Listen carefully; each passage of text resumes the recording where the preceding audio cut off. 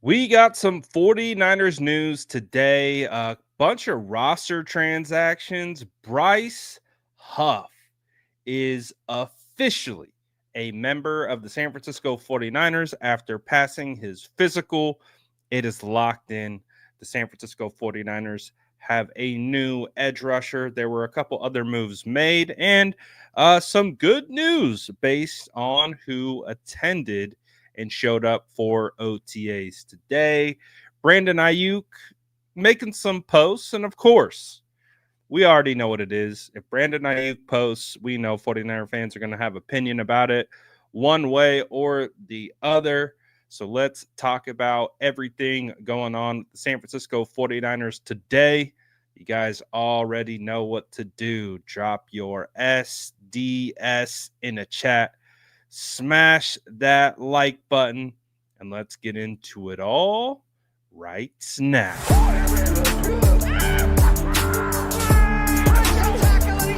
Smash that like button if you haven't already. Love to see it.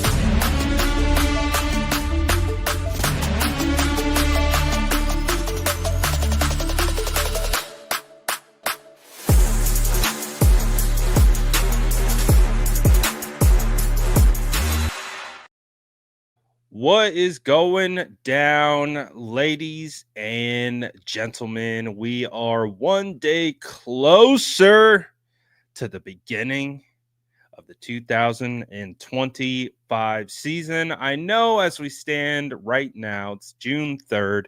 OTAs are going on. Then we're going to shift into mandatory mini camp. It's kind of like a little pre-training camp, hype, I guess you could say. But obviously, between now and training camp will be some time. But I think it will move faster. To be honest, I don't know about you guys. I have not been upset with the pacing of this offseason. Um, I don't know. Maybe you guys are different. Obviously, it being my job to cover the San Francisco 49ers as best as I can, we've been going deep into the season, deep into the playoffs. That means extra months of putting in work. And I think just like the 49ers are feeling right now, from everything that we're hearing coming out of the facility, of whether it's the coaches, whether it's the players, just feeling good about actually having some time away and kind of being able to reset a little bit. So I'm looking forward to it. But let's get into some of the news of what's been going on with the San Francisco 49ers today.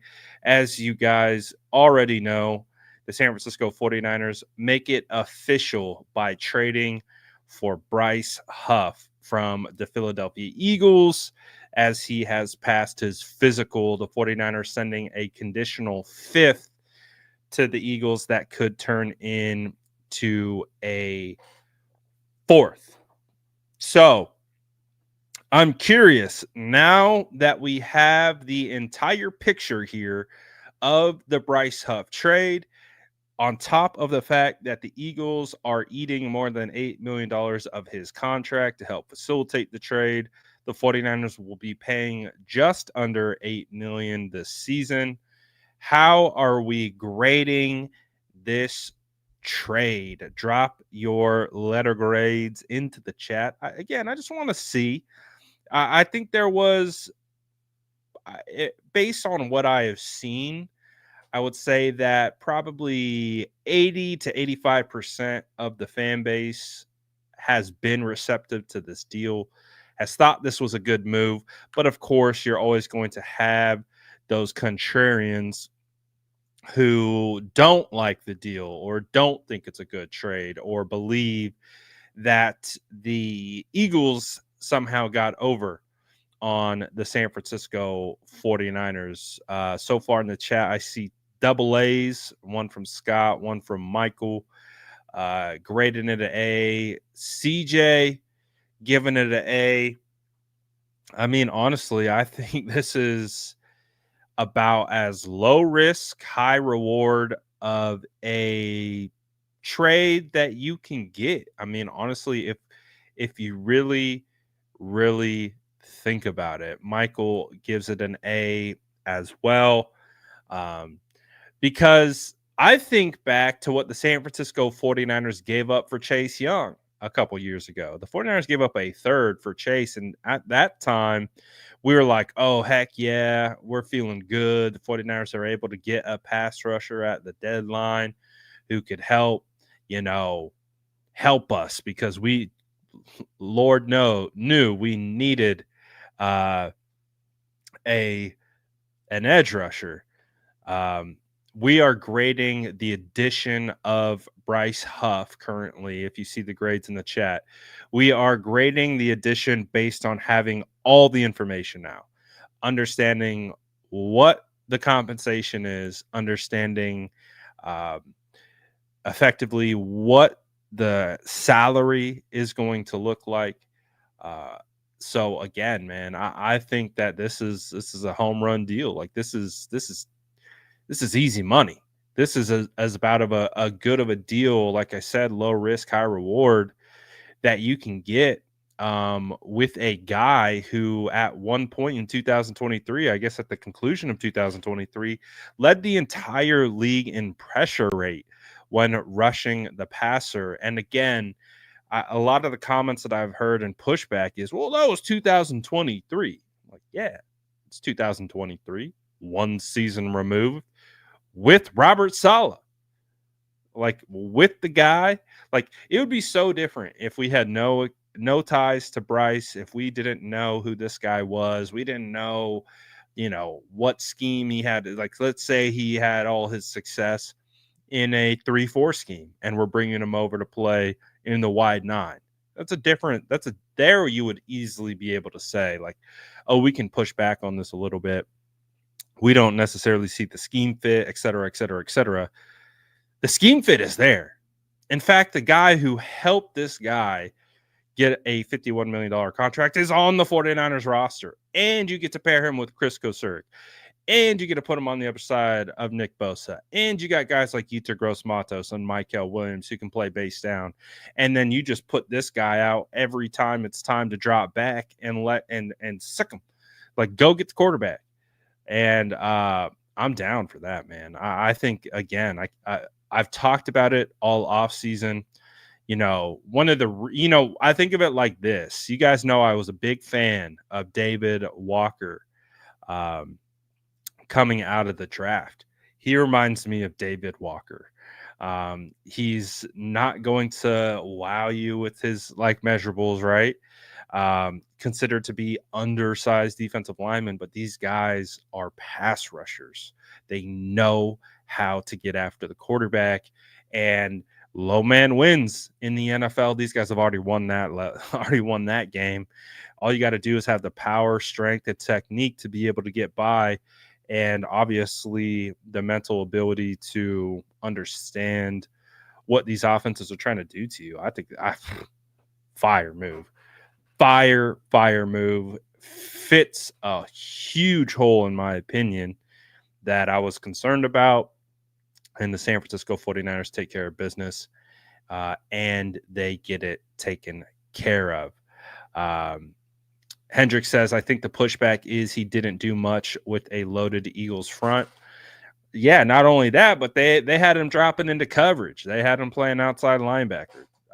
When I watch him and I see him have his most success, it's when he's got not one hand in the dirt, but both hands in the dirt, exploding out of a 4-point stance and just getting after it. So I think the change of scenery will be welcomed. And again, this is an undrafted free agent. This is a guy who's had to fight, scratch, and claw and earn everything that he's gotten up until this point, starting with just a roster spot, just starting with an opportunity to be able to make plays. And when he got his opportunity, he earned it, and then he took advantage of it. And yeah, didn't work with the Eagles. I can count countless players who have wound up in situations that don't fit them. It's always been one of the crazier things to me as someone who evaluates players, especially college players heading into the pros. Sometimes you do see teams draft players where you're like, I don't see the fit. I don't see how he fits with what they do. And then guess what? He doesn't do that player doesn't do anything within that particular system, but yet he finds himself on a system that you would deem as a fit, and oh, they're having success. Crazy how that works out. People deem system and fit as almost like a negative these days, but man, it's so important. It's so important that you be able to fit what the system asks of you and what is required. And that's exactly what the 49ers are getting with Bryce Huff. The 49ers also made another set of roster moves. They actually placed Trent Taylor on injured reserve. My assumption is that Trent will most likely get waived with the injury designation or injury settlement at a certain point, so then he can be free to sign elsewhere. Um, I think in order to make room for Bryce Huff, the San Francisco 49ers waived offensive lineman Nicholas Ferrer, very thin pancake. Nicholas Petit Ferrer. I don't know how to say his name. So I think that was the corresponding move. With Trent Taylor going to IR, the San Francisco 49ers signed Malik Knowles, who's an interesting prospect. He was actually second team All Big 12 in 2021. He had 39 starts in college, 127 receptions for over 1,800 receiving yards and 14 touchdowns. But I think the interesting stat line from what he did in college is he had 36 carries for 440 yards and 4 touchdowns on the ground rushing. So we do know that the San Francisco 49ers have moved on from Deebo Samuel, but it is interesting to see that he has a bit of a rushing ceiling as well. So we'll see what if, Knowles makes much of an impact. I mean, he's in a room that has a lot of bodies right now. Obviously, Brandon Aiyuk made some headlines today, so we'll talk about that. But in regards to who's in that room, you obviously got Jawan Jennings, Ricky Pearsall, you have Demarcus Robinson, Jordan Watkins, who the 49ers drafted in the 4th round. Jacob Cowing was a 4th round pick just a year ago. Tariq Owens, who there has been some optimism about him. I got to speak to Tariq Owens at the Super Bowl covering or on Radio Row. We did a cool little interview for about 15 minutes. He, I think, has the potential to take a step next year because with Tariq Owens, I saw the potential and the plays that he was making in training camp, which surprised me. I was not expecting it. I wasn't anticipating. And then he got injured, and that kind of ended his season. But when I was talking to Tariq, he was like, honestly, the speed of the game, because he was a smaller school kid, he's like, the speed of the game was easy. He's like, the transition wasn't difficult at all. The thing that was difficult, which is what we hear pretty consistently from 49ers rookie wide receivers, is in regards to learning the playbook. So from that standpoint, he's very confident about his grasp of the playbook moving forward. So he believes it will help him play faster, play better. So I think that's one that I'm interested in seeing. I'm very curious to see what Tariq Owens does in training camp. Obviously, you have Isaiah Nayer, undrafted free agent, 6'4", long arms, good speed. Interested to see what he looks like. Junior Bergen brought in the 7th round as a UDF or not a UDFA, 7th rounder, but to come in to be a return guy.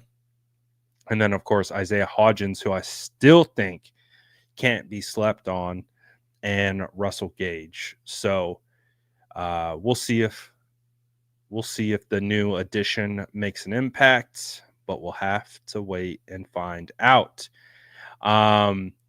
Some might be happy to hear that Trent Williams is back in the building and is being reported to be healthy, according to Vic Tafer of The Athletic. So, with Trent Williams, obviously, I think at this point it's safe to assume he will be the focus of offseason speculation and retirement until his career comes to an end. I believe the fact that he's 37, the continuous speculation about him will obviously continue to keep it in the forefront as a topic.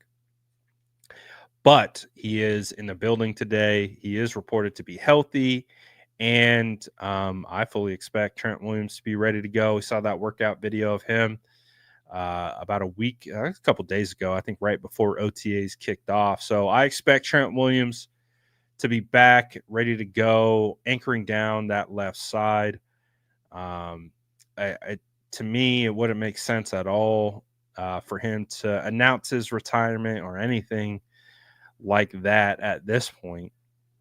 I would have to assume he's locked in.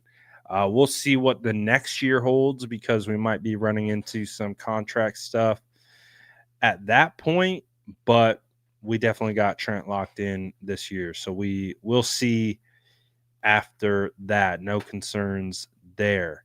I talked about it earlier. Brandon Aiyuk.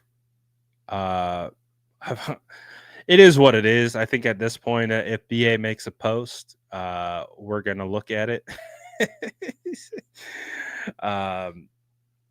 And of course, has people talking about Brandon Aiyuk right now.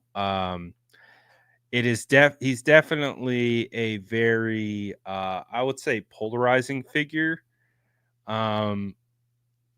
with the San Francisco 49ers right now, just because we know I don't need to go back. Which I found this post to be interesting, because this was such a polarizing moment in NFL history when there was a bunch of drama going on with T.O. and the Philadelphia Eagles, and then he goes out, does a workout with all these reporters around. So this is what he actually posted. You can see this is a direct post from Brandon Aiyuk. So you can interpret that however you want. And then Brandon Aiyuk actually on his YouTube posted this. He said they want to play cool now. Nah, no, I want that smoke still. My interpretation, I think a lot of people getting bent out of shape a little bit. I perceive it more so as he's locked in. Like, because let's be real, there's been a lot that has been said. And honestly, from what I've seen since the contract has inked, is probably been negative, the majority of it. So my interpretation of this is more so like I kind of been quiet. I've kind of been in the shadows, doing my rehab, getting ready, getting after it, getting ready for this upcoming season. He was again a focal point of trade talks and trade conversations this offseason. So the way that I'm interpreting his recent posts are more like he's saying he's like he's locked in. Now, I could be interpreting that wrong, but that's the way that I'm looking at it from seeing how he's posted over the years. I'm more thinking of it from the standpoint of he's telling us that he's ready, that like he's ready to go out here, put on a show, get back to the wide receiver that we all know he is and can be prior to the injury. And that's the way that I'm looking at it. Now, if it, I could be wrong on that interpretation. Um, but I think a lot of people just see, oh, Brandon Aiyuk posted something, rabble, rabble, rabble. We're upset. Stop posting. Um, I don't necessarily think of it like that. He did have a funny little comment. I'm not gonna lie. I thought this was pretty funny. He said, "Y'all crybaby ass divas be killing the vibes on IG."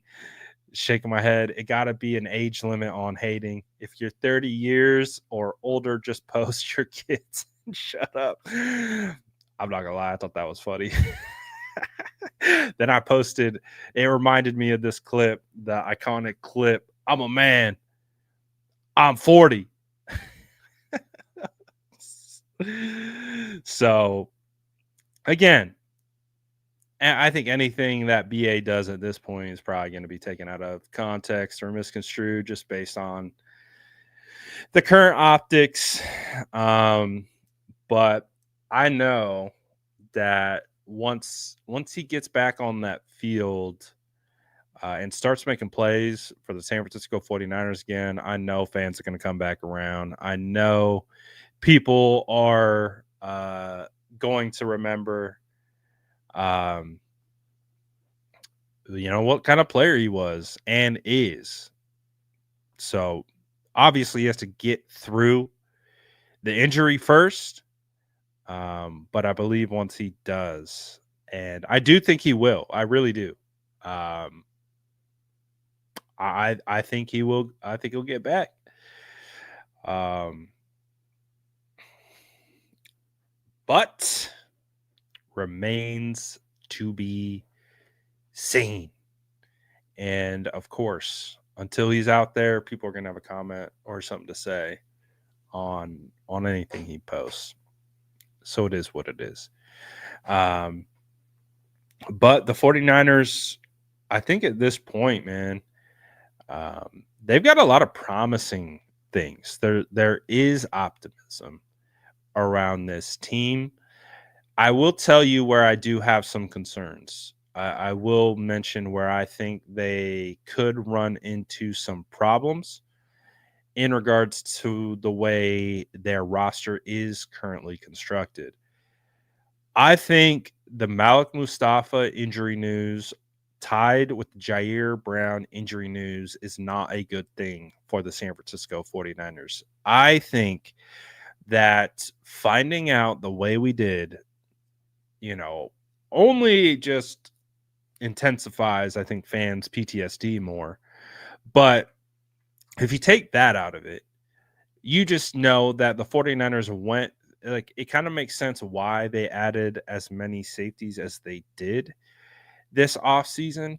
But it also makes me think, okay, well, they didn't add enough safeties. I am high on Jason Pinnock. I do think Jason Pinnock could start and could be a viable option at safety. So I'm not too concerned about him. Richie Grant was a draft crush of mine, so he's a guy that I believe on. I believe on his talent. I believe he has a skill set to be a potential starting safety. It just didn't work out with his last stop. So can the San Francisco 49ers get him back and kind of get him back on track? So there is upside, I believe, with both Richie Grant and Jason Pinnock, but I don't necessarily love the idea of George Odom as a starting safety. I don't mind him as a rotational guy or special teams guy. I just don't necessarily love him as a starter. Jalen Mahoney, I thought he was a very interesting free agent, undrafted free agent last year that showed promise. Well, I'm very curious to see what Jalen Mahoney's progress looks like from year one to year two. I don't know if he will make the roster or not, but he'll have a chance. And then, of course, the 49ers drafted very, very fluid athlete. I think it was in the 6th round, Marquise Siegel. So Um, I don't love the safety setup right now. And I keep referencing it. It reminds me of the 2021 setup heading into training camp. They were so thin at cornerback. They had two rookies at the time, Ambry Thomas and Diamador Lenore. Um, Unfortunately, just because that we know what it is now, Diamador Lenore is a stud, and Ambry Thomas, is he still in the league? I don't even know. He's probably on someone's roster right now, but um, Ambry has just been. I mean, you might make the case that the only reason he is currently in the league is because he was a third round draft pick out of Michigan. Other than that, and that one interception that he had, which was a huge interception because it sent the 49ers to the playoffs. And, crazy story about that ripple effect from that interception. Um, I might not be sitting here doing what I'm doing today if he doesn't get that interception. Isn't that kind of crazy to think about? Because, and this is a straight tangent, completely off the main topic of what I was talking about. But in 2021, that was the first year I started doing this as like I'm doing this full time. Prior to that, it had only been an Instagram account, Facebook account, and a Twitter account, and like a TikTok account. I hadn't developed YouTube yet. And obviously, YouTube is such a great presence for monetizing your content and all that stuff, right? So I didn't even get monetized on YouTube until like 2 days before the draft in 2021. And then all that whole season, my account was so new. I was building it from the ground up. I wasn't making barely anything for that whole 2021 season. And it was heading into that December, heading into that, I was like, all right, heading into that January, it's like, if I can't figure out how to monetize this account to be able to support my family, I'm gonna have to go get a real job. And man, I credit that Ambry Thomas pick, man, because it sent the 49ers to the playoffs. The views for the content skyrocketed, and it gave me the proof that, like, all right, I can do this. I can do this for a living. And here we are, 2025, headed into another year of doing it full time. But again, a crazy tangent again, just how that probably doesn't happen if Ambry Thomas doesn't make that pick. But the point is, the San Francisco 49ers are thin at safety. And I would like to see them target someone. It's just what kind of player or which player do they target? Is it going to be, could they go after a Justin Simmons? Could they go after a bunch? There's honestly, we've gone through these names a couple times, but Julian Blackmon, I mean, two starters like Julian Blackmon, Justin Simmons, both legitimate starters in this league. Jordan Whitehead, Jordan Poyer, Jalen Mills, Quandre Diggs, Marcus May. I mean, even John Johnson at one point was a coveted safety. So there are guys out there. So I'm just very curious to see what the San Francisco 49ers do in that regard. Are they going to potentially look to bring in a safety, a veteran safety who has starting potential? We'll see. I'm very curious about that. But, there's a couple veteran options that they brought in. Again, they brought in Chaz Surratt at linebacker. I do genuinely believe that there is a path where Chaz could play serious snaps this upcoming season. Because when you look at the 49ers linebacker room, you got Fred Warner and a bunch of guys who have not locked down a starting spot. I know there's a lot of optimism around D. Winters, and D. Winters definitely has every single imaginable opportunity right now to be a starting linebacker on the San Francisco 49ers next season. Not playing behind Devondre Campbell, not splitting reps with Devondre Campbell. He has the chance to lock down that spot. But the point remains is he hasn't yet. If he was potentially able to do so, you wouldn't need Devondre Campbell. Devondre Campbell wouldn't need to come in and play as much as he played. D. Winters would have taken over that role. So I'm still cautiously optimistic about D. I think D has the potential. I think he has the skill set. And I think he has the opportunity to be the starting linebacker. If someone, but I do think also there is an option that someone comes in and pushes him. And is that a guy like Chaz Surratt, who is recently just with the New York Jets these last 3 years? Because again, another important element to this is Robert Saleh has zero ties to D. Winters. So how is that going to work? What if Dean Winters and Saleh don't jive? What if they don't see eye to eye? Or what if Saleh comes in and unleashes the potential that Dean Winters has? There's multiple options and ranges of outcomes here. But the point being is that there's no guarantee that Nick Martin starts. I expect Nick Martin to play a decent amount of snaps as a rookie, but it doesn't guarantee that he's going to start.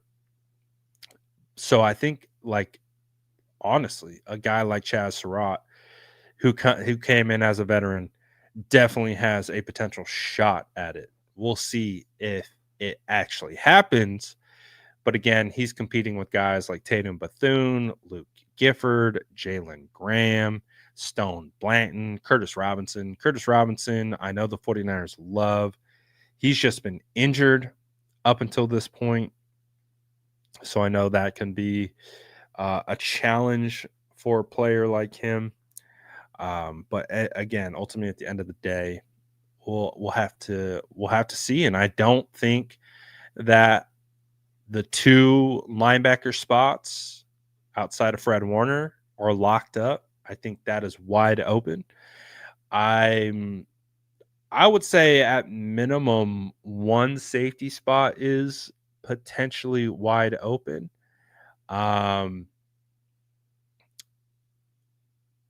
We'll see. There's going to be a lot of competition in training camp this year, and I think that's going to be a lot of fun. I think there's going to be a lot of defensive players flying around, a lot of defensive players hungry, because again, you have to keep in mind the guys that have been here, they're re-auditioning. New staff. I mean, at least from a coordinator standpoint, you got Saleh, you've got Gus Bradley. Of course, the position coaches have pretty much remained the same, so you got those guys. But hey, man, it's Robert Saleh's defense now, so you got to reassert yourself. You got to what you did last year for that old coaching staff, or Sorensen, might not be what Saleh is looking for. So, Saleh was the original architect of this defense. Soren was just trying to keep it together. So there's a huge difference in these two. So now you got the architect back, and you can see he's building this defense very similarly to how they built the 2019 defense. So that being said, no guarantee I think for a lot of guys on this defense, if your name is not Nick Bosa, Fred Warner, or Diamador Lenore, I really do think there could be a bunch of different scenarios that play out in regards to how the roster ultimately shakes out in the end. I'm going to turn it to you guys, though, as we kind of get towards the end of the updates from today. Feel free to drop any questions that you guys have in the chat. I'll take a couple of them before we get out if you have any. But again, I think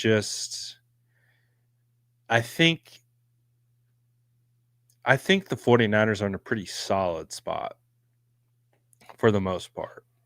I do. I don't think that they are in a perfect spot, but I think they're in a pretty solid place. I think that um, there's plenty of opportunity. Dang, right out the gate, Tommy with the harsh question: why is Tig trash? I don't think he's trash. I think where Tig struggles is with the processing aspect. It feels like he sees things kind of like a little slower, because I think when I watch the 49ers safeties, I've become so accustomed to watch Talanoa Hufanga play safety, and Talanoa was always in the right spot, always took, for the most part, did not have mental lapses. Whereas I look at Jair, he kind of either is processing slow or is indecisive. So I feel like if there's a level of confidence that he could reach, because again, remember, as a rookie, he did not see the field, and that was kind of like the first, like, ooh, interesting. Because we needed someone to play safety, we needed someone to come in, and he did not see the field. Um, but I think with Tig, it just comes across more as mental. I'm not concerned about his ability. I think he has the ability to be a good safety. The way that I perceive it to be is his processing and confidence contribute to bad angles, being in bad spots, and missing tackles. I think if he can kind of rebuild his confidence, I think he should be fine. So we'll see. He had the ankle surgery, and we'll see how he bounces back, but that's going to be an interesting one. Um, are the 49ers planning on getting rid of Moody? I don't see it, if I'm being perfectly honest. Um, I do believe that Brant Boyer understands that Jake Moody can kick the ball well. I think what Brant Boyer is going to be tasked with is getting his mind right. And hey, that's what good coaches do. Good coaches put you in an environment to succeed. So I think that's what his task is that they're going to bring in competition. They're going to simulate pressure all offseason because I think they want to make sure that if they're going to move forward with Jake Moody, that he's been in a pressure cooker all year. So when the real pressure is on, it's like, yeah, I've been here. Like I've been doing this, like it is what it is. It's almost like a desensitization of the nerves, right? Just put him in the constant fight or flight mode all off season. So by the time the season comes around, he's numb to it. So we'll see. I don't think they are. I think that if that decision comes down, it's gonna happen at roster cut down day. when they cut the final 53. And I do believe that he would have to have a pretty atrocious training camp and preseason for them to be like, all right, we just got to move on. Like we just gotta take our lumps and we got to move forward. So I think there's obviously two major ranges of outcomes, in my opinion, with Moody. One range of outcome is he's healthy, regains his confidence, and becomes the kicker that we expected him to be when he was drafted in the 3rd round. The other range of outcome is he remains the same or similar, inconsistent, spotty, definitely can, like, you can see the confidence is a little shaken and struggles throughout preseason, and the 49ers make a decision to move on. Those to me are the most likely ranges of outcomes. I don't know which one it's going to land on, to be perfectly honest with you. So we'll have to see. Kai says, should the 49ers trade for Bryce Hall?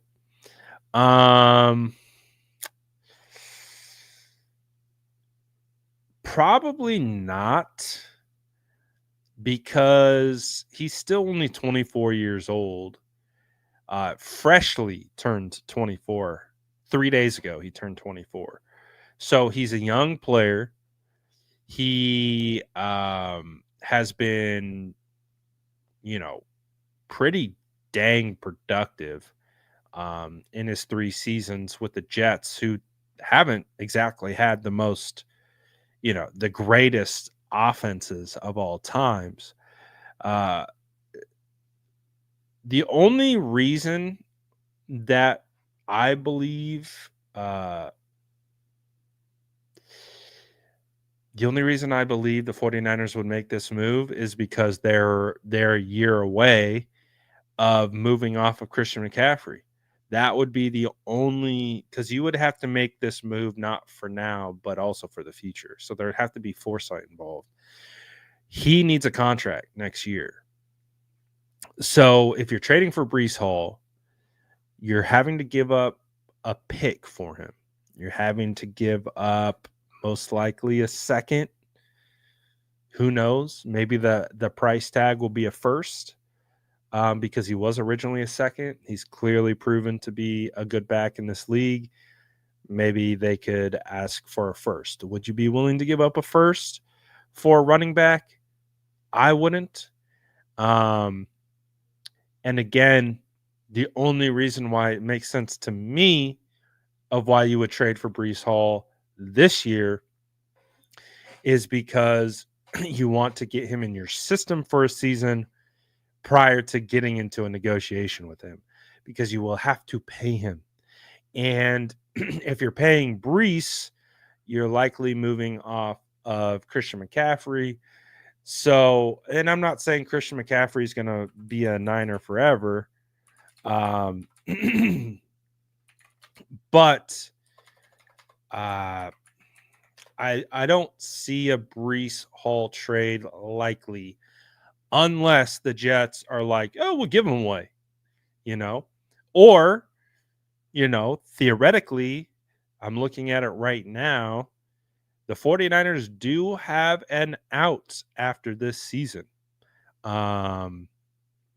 It does look like they would still take on some dead cap hits in 2026 and 2027, but they could theoretically do a post June 1st release. I don't think they would release Christian. No, they could. They'd probably trade Christian before any of that. So I think the question is, no, I don't see that happening, just because there's other moving parts associated with it. There's a contract that would be following. There's compensation you have to give up, and you have Christian McCaffrey, and you have Isaac Orendo, who I think has shown some promise. Jordan James, I think, is an intriguing prospect. I don't know. I think you would just be better suited waiting at the deadline to make that call. Um, because like let's say Christian gets hurt, then and you want a running back, then okay. Then Brees Hall makes a lot more sense to me. Um, but if we're assuming Christian McCaffrey is going to be healthy, I don't think so. I don't know if I would give up a pick. I would look to trade if I'm if I'm going after a running back via trade, I'm going for a little bit lesser known guy, but a guy who has a ton of upside because I don't want to spend a bunch on compensation. And I want a guy that I know can play his best ball once I trade for him. So Hall would be a Madden move. In Madden, hell yeah, we're trading for Brees Hall. Um, Real life, I don't think so. I don't think so. How much would Simmons and Blackman cost? Um, that's a good question. I could probably look that up right now. Based on Spotrac, let me see if they give me a suggested. So he signed, I think this is probably a really good baseline. So last year, he signed a 1 year, $7.5 million contract. All 7.5 was guaranteed, and they currently have his market value at 5.7. So if you could sign Justin Simmons a 1 year, let's call it 6.5 to account for California state taxes, right? If you could sign Justin Simmons to a 1 year, $6.5 million deal, I think you do it. I would seriously consider it. Um, Based on I think the 49ers have over roughly 50 million in available cap space.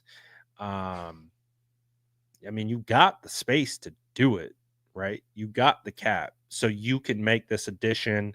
You could get out of this before the year ends, um, all that stuff. So you could definitely sign Justin Simmons without much, I would say, of a pain or a heartache to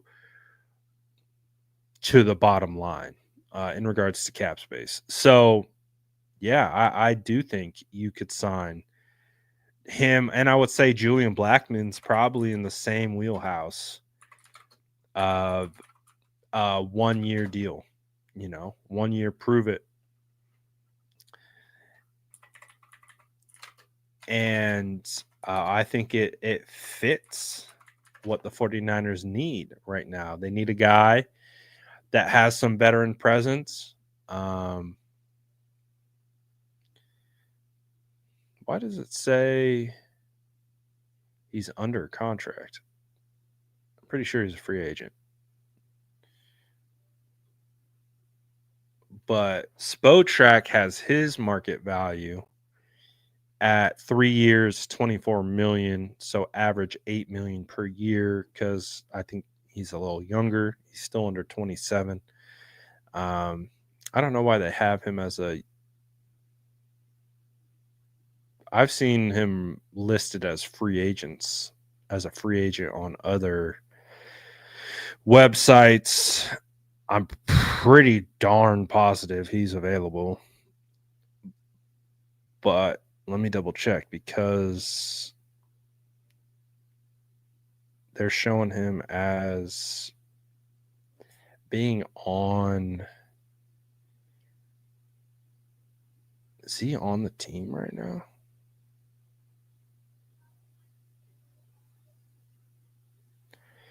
He's available. Why are they saying he's on a team? What the heck, man?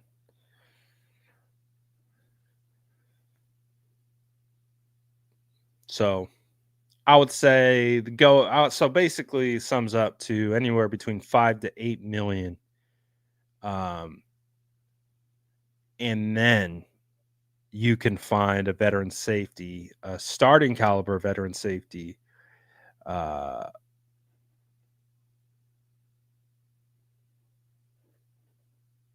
but we'll see. We'll see if they make that move. Again, I think it would be a wise one, but again, no guarantee that a deal gets done. Um,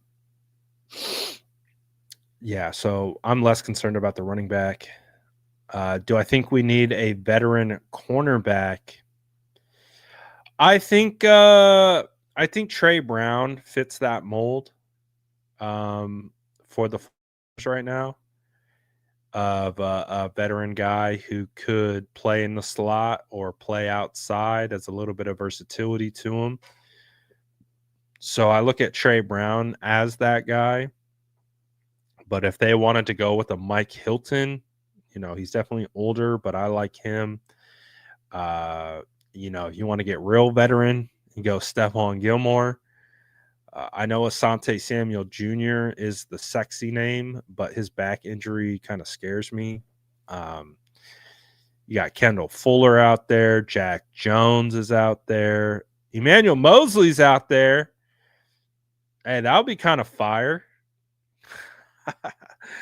I mean, from a reminiscent standpoint, shout out to E-Man. He's one of the first players I interviewed on the 49ers.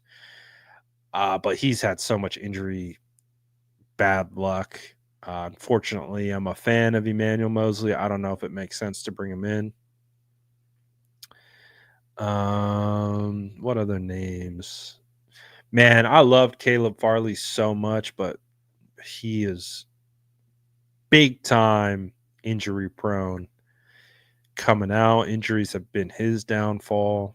So there's a couple names out there that might fill that veteran role, but I don't know. I don't know if that's what the 49ers want to do. I think they probably feel pretty comfortable with the top 6, which would be Lenore, Green, Stout, Saran Neal, Daryl Luter, and Trey Brown. So we'll see. Yeah, I just saw that, man. Hate to see that. And that's why I have also seen that the Steelers are linked to potential trade conversations for a tight end with Jonnu Smith. But yeah, you hate to see people go down at this point this year. It's always the worst, man. So hopefully he'll be all right. But yeah, man, you don't like to see that. What are my thoughts on the offensive line? I have controversial thoughts on Colton McKivitz. Very unpopular thoughts on Colton McKivitz. I think Colton McKivitz takes a step forward next year. I think Colton McKivitz has a really good year. I think Colton McKivitz earns himself a big payday. Controversial. Not a lot of people agree with me. In fact, a lot of people yell at me about this take, but I'm going to stand 10 toes down. I think Colton McKivitz has a big season next year. I think we saw the massive jump that he had from year 1 to year 2, and I think that jump continues heading into year 3. Again, I've mentioned this before, but I spoke to his trainer. Right now, Colton McKivitz is sitting at 330 pounds. Last year, he played around 315, except he's leaned, fat, and gained muscle, which when he told me his weight and what he played at last year, what he's at right now, I was like, are you serious? He looks like if you said he's under 300, I might believe you, because he looks lean, like he looks in shape. He's been working his tail off. So apparently he's added weight, but he looks much better from a frame standpoint. And one of the things that when I look at Colton, when I give him a critique, it's mostly about anchoring mostly about depth in his stance and his kick step. He's been working a ton on that. So he's been working a ton on his balance. Uh, he's been doing a Pilates. Like, it's great. Dude, Colton is putting in work. And on top of that, he has a good working relationship with Dominic Pooney, who is also going to take a step forward. And those two being on the same page is very beneficial for both. So, hey, I get it. I get it. I take all the heat on my Colton McKivitz take, but I'm here for it. I'm here for it. I think Colton McKivitz is right tackle wise. I think he bumps into the top 15. I think that's where he plays at next year. And if I'm wrong, I'm wrong. I know he's not a prototypical tackle. I know he's not a guy where you would be like, yeah, that's a, to me, he profiles best at guard, but he plays tackle. I think he takes a step forward. I'm okay to be wrong on that, but I'm gonna keep beating that drum. I think he takes a huge step forward. We'll see. We'll see. Outside of that, I have high hopes for Ben Barch. The center position, I'm not super confident in.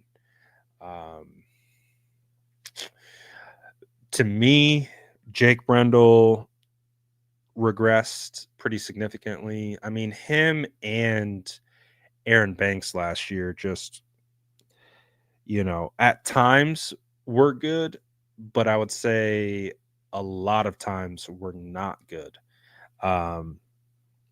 And I ugh, I would have felt, I've wanted this for so long. I want an anchor at center. Like, I want a stud. I have ever since Kyle Shanahan and John Lynch took over. I just want a stud that you just plug in at the center spot, and he's an all pro for every year on out at the center position. Kind of like what we have with Trent, but at center. Like, I've always wanted that. I've never gotten it. I've gotten a glimpse with what's his name?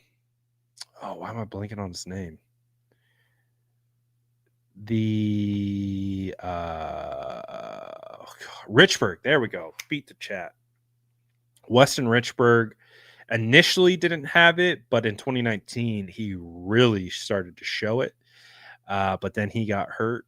Then it was like we got Alex Mack. I was like, yeah, we got a legit guy. He was just old at the time. Shout out to my Cal guy, Alex Mack. But I just wanted that. I just want that guy who's we draft, who's 22 and just is our center, locked in, legit Pro Bowl guy for years. I've just never gotten my wish. So I'm concerned at center right now. Sergio says, what have you seen that gives you confidence on Ben Barch? That game against the Bills. I did a full breakdown on it. If you really want to know what gives me confidence, just go to my channel, search Ben Barch, and you can watch my film breakdown. And you will literally, I'll show you and then explain to you why I have so much confidence in Ben Barch, because Ben Barch played better in that game against the Bills. He arguably put up the best offensive line performance out of any offensive lineman on the 49ers last year. That includes Dominic Pooney. That includes Trent Williams. That's how well he played against the Bills. And I think that's why the 49ers brought him back. And I think that's why he has a chance to start at left guard, because he showed enough in that one and a half games that he played.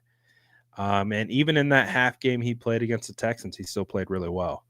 And unfortunately just had the pile fall on him. which is why he wasn't able to finish out the season. But that might have worked to the 49ers' benefit because I think it created much less of a bidding situation potentially, and they got him for very cost effective on a 1-year deal. So I definitely think Ben Barch has what it takes. I'm not concerned about that. I was concerned about it in training camp.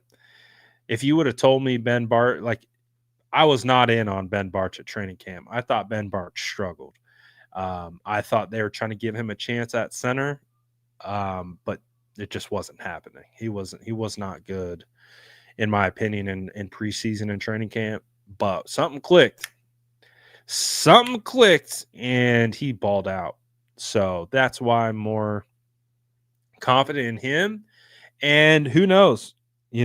Maybe Nick Zakel takes a big jump this year because honestly, Nick Zakel has a very, very similar profile to Brendel.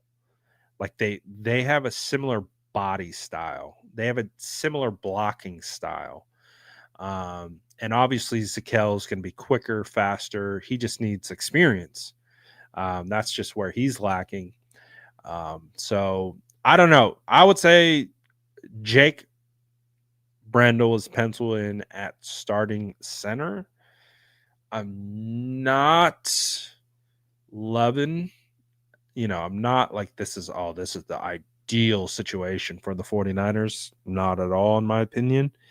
But there also is a world that exists where maybe he was more banged up last year than we knew, and that contributed to some of his poor play. But yeah, I would say that in my opinion, last year was a regression for Jake Brendel, which isn't crazy because he's older. He's mid 30s. So, father time comes for everyone. And I know he had kind of a late start to his career, but he'll be 33 this year. I know there are 33-year-old starting centers in the league. But I don't know. We'll see. We will see. He's under contract for 2 more seasons. So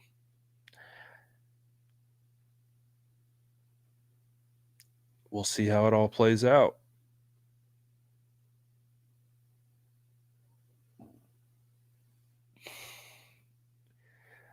Uh Colby, Connor Colby, I wouldn't say I'm high on him.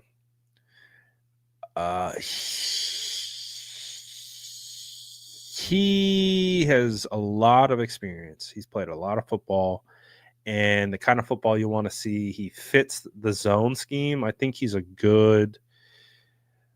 can count on him in the run game. I think where I want to see him is in one-on-one pass protection.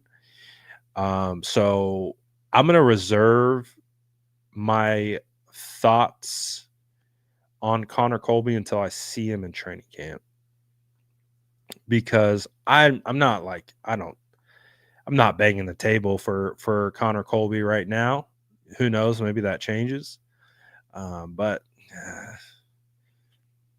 yeah, I would have loved to see a Jackson Slater. Whoo! I know you guys know that.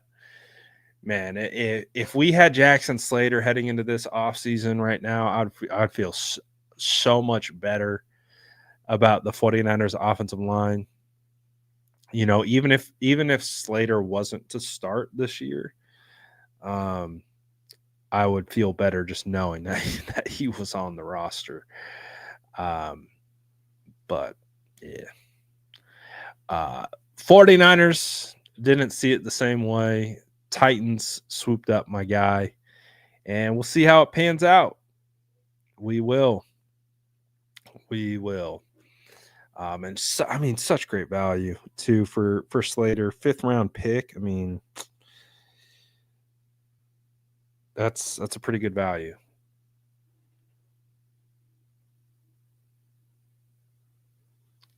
Gray Zabel. Gray Zabel's really good. Gray Zabel deserved to be a first round draft pick. He's really good. Um, so Gray is fine. At the Senior Bowl, Gray Zabel was in a tier of his own. He was a tier above the rest of the offensive linemen. So he's solid for sure. So we'll see how that goes. I see something that Larry's putting out right now. He said that Chris Forrester loves what he's seen in OTAs from Austin Pleasance. This is a guy that I've mentioned previously that I thought played well in getting signed off of the street and thrown into the starting lineup. I thought Pleasance played well. So Pleasance most likely will be like a swing tackle, but I thought he showed some promise.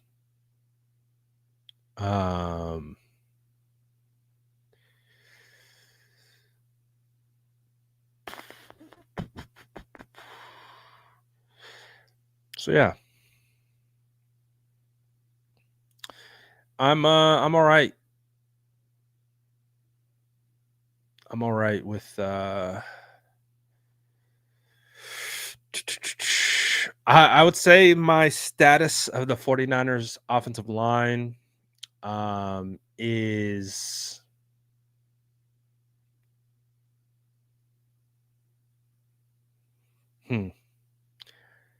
if I had to grade it on a scale 0 to 100, confidence wise, I'm at an 80. I'd say I'm at 80 right now because I'm confident. I'm confident in Trent, confident in Pooney. I think Colton McKivitz takes a step. I think Ben Barch, if he wants a job, can be serviceable. We just got to see what the setter. So I'm like 75, 80% on the O-line right now. And we'll see how it goes and how it continues to progress. But yeah, man, we'll see. We'll see. But I appreciate everyone, as always, for tapping in. I'm going to get out of here for now. Appreciate y'all. Make sure you smash that like button on the way out. And I'll see you guys tomorrow. Peace.